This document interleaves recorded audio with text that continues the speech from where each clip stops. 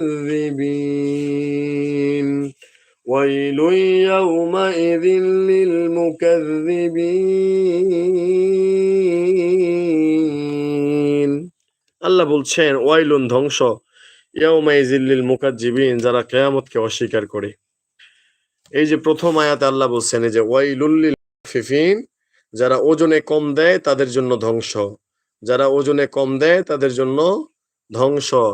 এখানে আল্লাহ বলছেন ওয়াইলু ইয়াউমাইযিল লিল মুকাজ্জিবিন যারা কিয়ামতকে অস্বীকার করে তাদের জন্য ধ্বংস। ওয়াইলু ইয়াউমাইযিল লিল মুকাজ্জিবিন যারা কিয়ামতকে অস্বীকার করে তাদের জন্য ধ্বংস।